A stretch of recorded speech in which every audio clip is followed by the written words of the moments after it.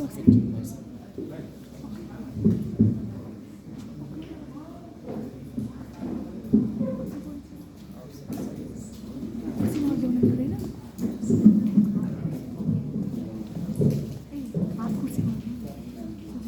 you so much. Thank you. Thank you, my dear, so very much. Thank you to Honorable Sanjay sir, respected guests, my dear friends, my fellow speakers and scholars. Welcome all. Thank you so very much for your kind invitation to Nepal. I'm very honored. Right now, I am joining you from Bihar, as in I live in Muzaffarpur, Bihar these days. It is my native place, that is where I am from. But I have lived in very many places of India, studying, working, and I have also lived in North America. I would like to say a little bit about it because that will, throw light on what I have to say about reading, about our reading habits, practices, likes and dislikes, about our education, and so on and so forth. So basically, I studied till 10th from my native state, which is Bihar. And then I studied in Delhi. I actually got into the habit of writing early on, beginning with poetry. But then I started wanting to and writing stories, and this was first in my mother tongue and then later in English. But while I was studying in Delhi University for my graduation in History Honours, I was invited for participation in a poetry competition, and that is how I won my first poetry prize. So what I'm trying to say is that while we are studying, while we are pursuing our education, in our colleges, there are so many campus events, I'm sure, in this world. And I think that is also a great way of connecting with books that are outside of our curriculum. So, that having said that, I would want to talk about it, but we'll talk about it slowly. So to focus on this, George Raymond Richard Martin, the great American novelist, has said, "A reader lives 1,000 lives before he dies. The man who never reads lives only one." I'm sure we can understand and appreciate the meaning of this, because reading adds and brings many, many dimensions to our lives, to our existence, wherever it is that we are living. A book just simply adds so much. We all know the benefits of reading. It's like a fresh breath of air, it's an exercise of our mind and soul. So, it makes us calmer, reasoning, tolerant and wise. Every day in our lives, we are faced with difficult decisions of many, many kinds. Be it road rage while driving, be it talking to a hawker, a vendor, making a simple purchase in a shop. There are skirmishes, there are long lines, there is a wait time for everything. So that also can be, a great time to just read 5 sentences anywhere, and we are going to talk about how can we make reading a part of our lives and how we can use it to turn our wait time, our free time, sometimes when we are just thinking, this is time wasted, how can we turn it into something more meaningful? How can reading be empowering? In these very simple ways. It can just enhance the way we think, the way we vote, the way we act in the daily challenges that we face. Reading is an integral part of any culture. The more people read, the richer the culture is. Ray Bradbury, another world-famous author, novelist, has said that you don't have to burn the books to make a culture less vibrant. You just have to prevent people from reading it. It's very simple to do that. You can just create so much chaos in life that you get distant from the habit of reading. So, how can we make it a part of life? We all carry bags. Just carry a small book, a pocket book, hymn book, anywhere. And now there is Kindle, now there are e-books. And even if you don't have it, you can have PDFs of books, you can have them downloaded on mobiles. If you have access to an internet, you can find any and most of the authors online. Go to digital archives, look for an author, find a way of looking for an author. For example, just among friends, you talk about so many things. I'm sure you talk about your favorite television programs, you talk about your favorite heroes, your favorite actors, your favorite teachers, your favorite color, your favorite food. Similarly, you can just talk about who is your favorite author. There are so many authors who specialize in writing for children. There are so many authors who specialize in writing for adults and for children. And there are so many books that, by the time we are in 10th, I think that we can read the books that are also meant for the adults. Can everybody hear me okay? Raise your hands, please. Yeah? Okay, thank you. Yeah? So, what happens is that when we are in school, when we are in college, normally, reading is a part of our lives, our curriculum. And these are mostly course books, These are books that are prescribed. These are books that we have to talk about in our exams. So we are not reading them. That is studying. That is part of our education. That's part of the curriculum. We are going to be graded. But we are today not just talking about the books that are going to give us degrees, but beyond it. Books that bring us more. More about this world, about the way that we think. The topic is reading for a dignified life. How can our lives just become better, It doesn't have to be like, it doesn't have to be transformed overnight into like, BMW driving people or, extremely rich or anything like that. But just having modest, simple understanding of this world, its challenges, be it political turmoil, be it political deceit, be it wanting for more peace, be it wanting for more opportunities, be it getting over problems like unemployment or underemployment. You know what underemployment is, right? There are so many educated people, so many bachelor's and master's degree holders who are waiting for a job, These are the things that are part of our lives. It's a big election campaign point for the opposition right now in India. I don't know how it is in Nepal, but these are the things that we face. The thing is that we do not have to be discouraged because of such things. We have to just win over them. It's easier said than done, but we have to learn to sail through it. So what are the reasons because of which the books get distant from us? What are the reasons because of which, we seldom pick up a book? Because of dearth of time, lack of time. We don't have the time, we think. Even though sometimes, like I said, I named even the situations where we are, just standing and waiting, or just we are even waiting for a meeting, we are waiting for an interview, we are waiting. So in so many places, you will just find time to read 5 lines. So, like a New Year resolution, like people say, we are going to lose weight, we are going to probably quit eating pampara. I was just discussing this with Naveen sir today. Or we are going to maybe drink fewer cups of tea, or I'm going to, stop smoking. I don't smoke. These are all examples, okay?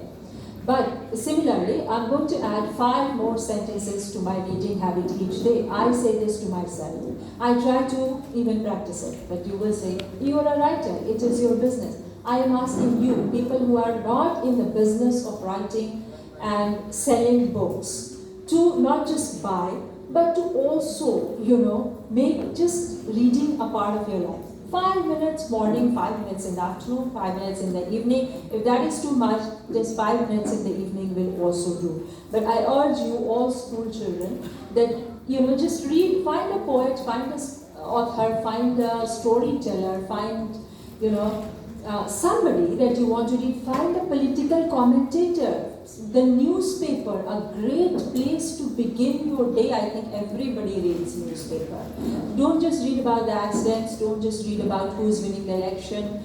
Don't just read about, your favorite television show rating or your favorite movie changing in the theater. Also read a little bit about political analysis, about the lives of people, and there is a literary column always. Please look for the literary column in the newspaper. Today I stand here as an advocate of literature, and I'm going to ask you to make literature a part of your life. So it's not just reading about politics, but something beyond it. India, my native country, is very politically awakened. People who are not even into the business of reading. I am right now talking about people who are literate and who read, but there are people who don't. And in India, there are people who can barely and only read the newspaper. I know such people. I work with them also. But even then, we tell them, find a literary column and read something. So I today ask you, implore you, urge you to make literature, to make poetry, story a part of your lives, For school children, find a literary genre you love. Science fiction, is a genre that is very, very popular among children.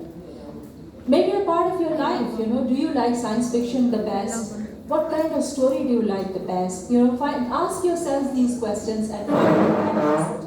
Don't just think, that I am just talking you. Oh, she's just going on. No. Try and make it a part of your life. Will you try doing that? Please raise your hands. How many of you, school kids, raise your hands. How many of you will try doing that? Finding 5 sentences every day apart from your coursework to read. Okay? Great, wonderful, thank you. I'm very honored. So, we are tired. We are so tired that we don't feel like doing it. Words seem distant. We are so tired, we just want to relax. What comes in at that point? Besides talking to your mother, besides talking to your dad, besides talking to your brothers and sisters and your friends probably you've talked to, for elder people, their husbands or wives or their kids and parents and whatnot, But what comes in? Who steps in at that point in time? Anybody can tell me? Who steps in to capture your attention in the evening, around dinner time? Not a guest, not a phone call. Any guesses? The television. How many of you watch television? Raise your hands. Nobody watches television? You're all good guys. Wow, good students. Very nice. Okay. So, even on television, find something nice and informative. You can watch the National Geographic, you can watch the news, you can even watch a serial, And the mobile phone is a deadly friend, The mobile phone can be your best companion. The mobile phone can be an enemy as well.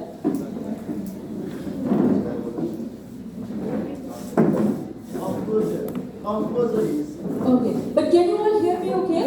Yes. Okay, great, thank you. So mobile phones, what are they doing? Don't just all the time let music distract you. Don't always all the time play music. Listen to your favorite singers, or watch Hollywood or Bollywood or something like that, What's something that is, once in a while it's okay. It's good to even watch a movie, criticism program. But don't all the time just become addicted to watching about the cine world, the music, the Emmy Awards, the Oscars. No. Also try and watch something which is informative and which has to do with the world of books. How can you do that? How many of you know that even on YouTube there are many, many channels that cater to the question how to read a classic book, how to read War and Peace, how to read Proust, how to read Jane Eyre. Even Jane Eyre has been made into a film, if I'm not mistaken.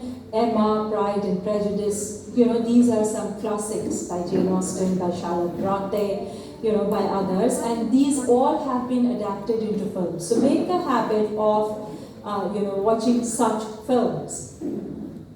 It's very interesting, actually. I started my talk with a quote by George R.R. Martin, the great American novelist. And it's very interesting to know or to note that he's also a television producer and a screenwriter, which means that he writes for television, for the screen. So it's a different style of writing. You're writing dialogues, you're writing other things, you're writing a serial. But it's a different thing. It has to be, shot for the screen. And what does it do? What does it do to you? Watching a film compared to reading a book. It projects a world of images, of sound, of colors, of music. It makes you think less, imagine less. Okay? So it compromises with your imaginative power, with your thinking capacity. When you're reading about a castle, you are just imagining it. Even when we imagine, some people have said, the war of linguistics, of languages is also big. And people have said that, but we often think in pictures. We do. We love pictures, we love visuals. It doesn't mean we don't like the written word and the power that comes with it. So, the more we focus on that, the nicer it is going to be.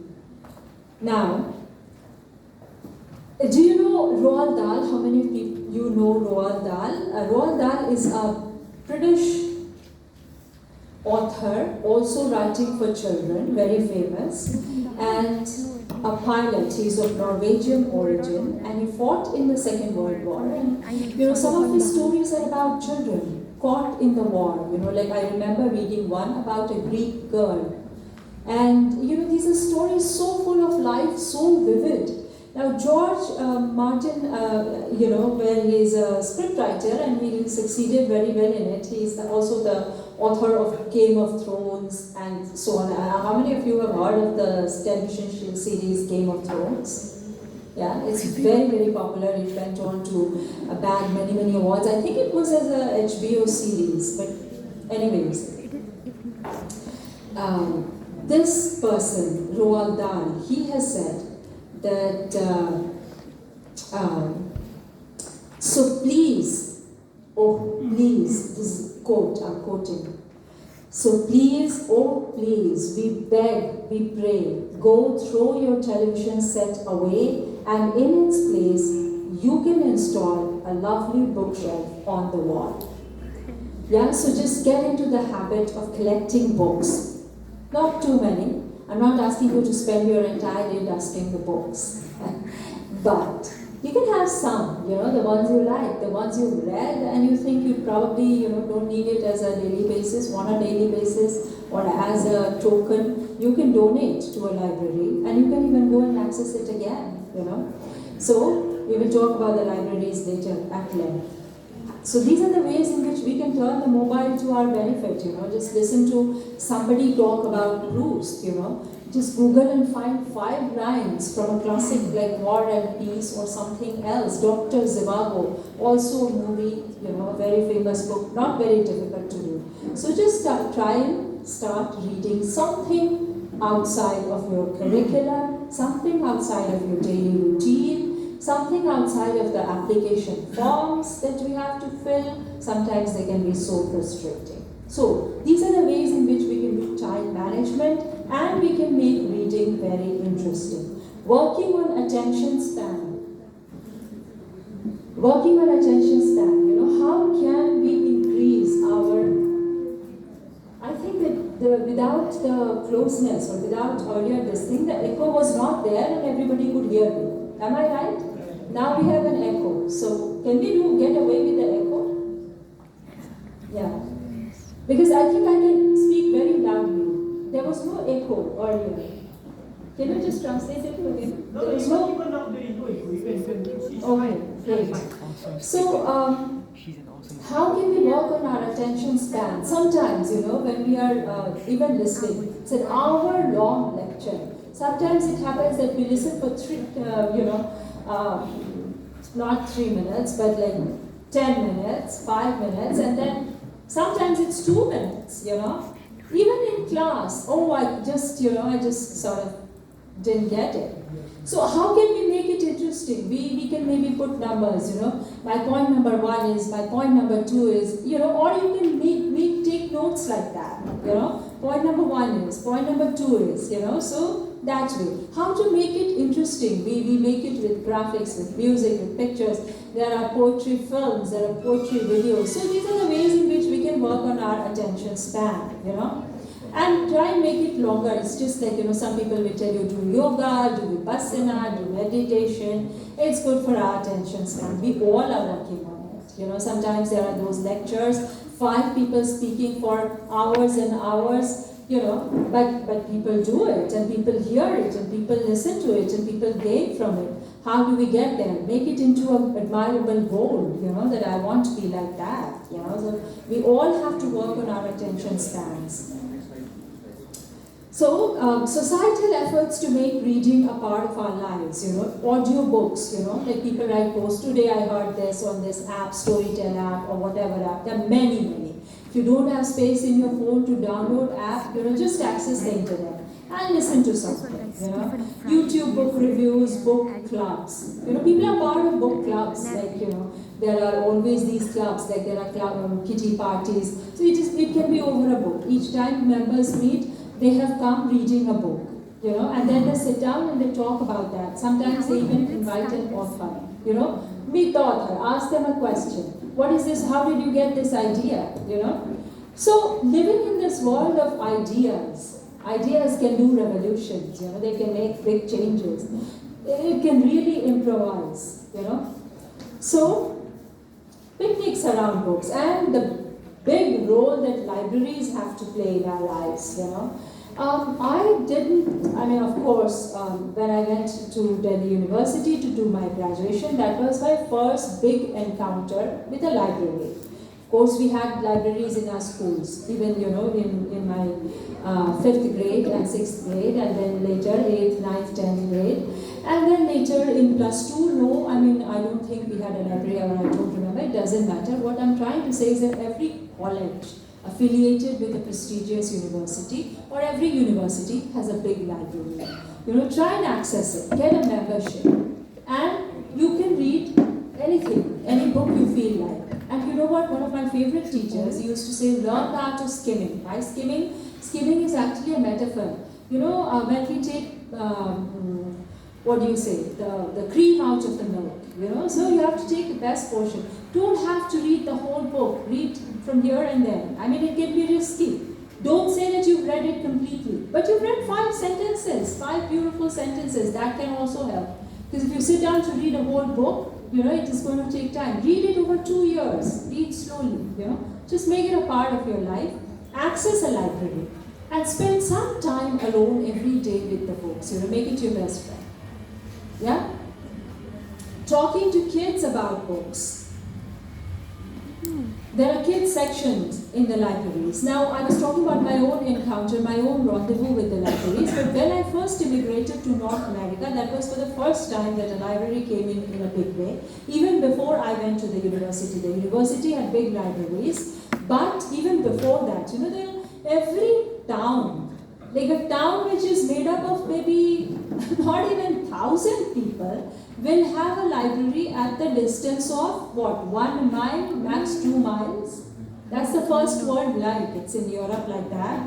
It's in Canada like that. I'm sure it's in Australia, New Zealand, everywhere. So what I'm saying is that we have to campaign for that. Because, even in our countries, there are public libraries. But they are bereft of books, meaning they don't have those books. Probably on a rusty bookshelf, you will find some very old authors, with books with so much dust that you will give yourself an asthma attack or a sinus attack or just get a flu or a cold, But well-maintained library, which can be inspiring, which is just full of energy and promise. We need something like that in our lives, Even after that, libraries make books look glamorous. It's not just literature festivals, it's not just meet the author event, even libraries, even bookshops, of course, bookshops. Nobody is denying them.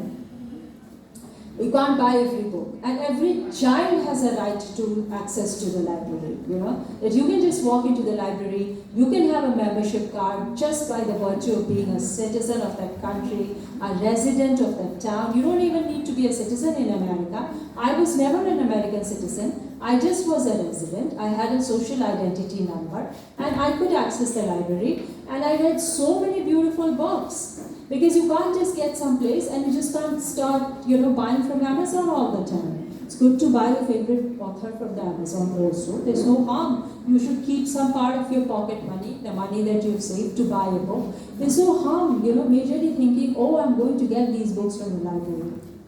Yeah? So, making the library a very cherished part of your life is going to be very, very beneficial. Talking to kids about books, your children, and for those of you who are children yourself, to your parents, to your siblings, to your younger and older brothers and sisters, to your friends, just make it a topic that you talk about, books, Make it look extra nice and special. Everybody knows it is good, but we don't practice it as much. So I'm asking you to do it. It could be a poem you could read. You don't have to fall in love with it. You can also critique it. You can critique somebody as big as T.S. Eliot. Read a poem by him. T.S. Eliot is tough. Don't start with T.S. Eliot, but anybody. And once you're in graduation, you're welcome to read Eliot and see how you like it. So just find somebody who is interesting. It can be Langston Hughes, it can be Hugh Prather, it can be Rainier Maria Rilke. There are so many poets out there. I will name my favorite poets and writers later. So, what is this going to do? This is going to make reading a part of common life, not just restricted to intellectuals, but to a part of the lives of common folks. So that they can turn the page of the newspaper and even read the literary section, the literary column, the poetry, the story, a criticism of a book, and that will enhance the whole cultural gap. That will ultimately also enhance the economic gap. Reading for women, it's a topic in itself. There are so many women, who are doing so well in their college, in their first year of graduation, in their second year of graduation. The book is literally taken away from their hands. And they are sometimes, forced to marry, to have early kids. And the very famous quote is that if you teach a woman, if you teach a man, you teach an individual, but if you teach a woman, you teach a whole family or a whole civilization. It's true, it's commendable, but why don't you also let the woman finish her own education, and even if she gets married, for example, she should be allowed to study further. So the book should not be taken away from her. She should not be just forced to spend like 10 hours a day cooking wonderful meals. I mean, cooking is wonderful, but we can share chores. So what I'm saying is that the woman should not just be restricted to the household chores. She should also be allowed to read for pleasure and leisure, And if she has a job, wonderful. But how can she get there if she finishes her bachelor's, if she finishes her master's? So, I think women really are the pillars of every family, of every society, and ultimately of every nation. They have all the right to pursue their education to the extent and to the degree that they want to, and they should not be forced away from it. Having said this, I also wish to talk about women's emancipation in a broader angle, with a broader angle in a little bit. Saying that, if, for example, we are all hearing so many debates about these love affairs, Valentine's Day, so on and so forth. A very serious student might also have a love affair with somebody. It's not a crime. She should not be banished from school. She should not be, socially sort of demoralized, and she should not be like forced to marry at that point in time. None of these things should be done to her as a punishment. Marriage should never come as a punishment. It should not also be a compromise, It should always be a beautiful union between two hearts and minds, And that is how it should be. There should be no, all of these societal ills that we are dealing with, the war over caste, the war over reservation, the war for equality, the war against, gender discrimination, all of these will get solved if everybody is reading, and if everybody is literate, if everybody is employed, if everybody has a dignified job to report to make a salary, to make a living, to earn a livelihood, to purchase, the things that they want to, books included, There is a huge gap. I mean, Karl Marx, we were talking about Karl Marx yesterday with Naveen, and Karl Marx has said exactly this, that he's called upon the laborers of the world, that all you have to lose are your chains. Just lose them. It's easier said than done, yeah? There are Marxist parties in both our countries, but we know that they are not always the winners of elections. Even when they win, they have marginal wins. What I'm trying to say is that this revolution has to be ushered in by every party, by every social being, every individual. That in order to bridge this huge gap, the culture of reading, of education, has to be made widespread, easily accessible. What the tragedy of government schools in India, it is not a secret from anybody. There is a new party which is really working on the schools, on making the schools better. And this party has won mostly in Delhi and now in the neighboring state of Punjab. But when they won, what they did, one of their biggest agenda was to make education accessible to the poor. I think the revolution starts there. What they did was they started reforming the government schools, because I don't know how the system works in Nepal, but in India, the best schools, not universities, thank God it hasn't happened with the universities yet, the best schools are privatized. They are convents, they are private schools, big brands, they are not government schools. Nobody sends, no middle class family sends their children to a government school in India. I think it's a travesty, it's a tragedy, it's something to be really ashamed of. Even in the biggest country the capitalist country of this world, which is America, the biggest capitalist country, every child, of the CEO of a company or the laborer also, they will go to the government school because it's the top school of the town. That is how you do a revolution. That's how you make education the part of our life. I'm not saying it's the ideal system, because there are so many, because education after school is so expensive in America, most people don't pursue it. They will do some technical diploma degree, then get a job, but there are very many who do, and yes, it's tough competition.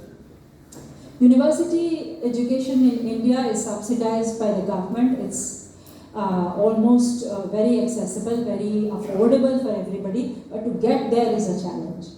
So the challenge is not at the primary level in United States, it's later. I think that is more sensible compared to having the challenge at the beginning, and then when you get to college, it is subsidized. So if we make some kind of a equality there, if we make some kind of an effort to let these kids get to college, and now there are very encouraging news items, news pieces about children who really who come from the very backward parts and who are doing very well. So what I'm trying to say is not that people who are very well off have to take a back seat. All I'm saying that if they have to exist in a society and in a culture which has too many problems, too much inequality, we will never have the peace or the tranquility to make reading a bigger part of our culture, a bigger part of our lives, to make libraries so accessible for us, So we have to even work for those who are down at the bottom. We have to help them come up in order for us to get further up. I think that this is where we need a revolution, and it's totally possible. Government really needs to step up and back such projects. this learned culture, if it is the common culture, is a learned culture, I think that is really going to be very, very helpful for everybody. So meet the author types of events, having private sector companies sponsor, organize things for school kids like poetry writing competition, essay writing competition, story writing competitions. These things can be very, very helpful in creating such an atmosphere where literature flourishes and flowers. I recently was in IIT BHU, this was my second trip there, judging in the campus festival. It's called Kashi Yatra, and all the IITs have it, Indian Institutes of Technology. It's a government Institute of Technology. It's very prestigious, the cream goes there. They all have these festivals where they invite students from all the colleges and universities of India to take parts in debates in both languages, Hindi, English, and they have other events like poetry writing and so on and so forth. So I was there to be a judge for debating, for poetry writing, reading, and believe me, it was really wonderful.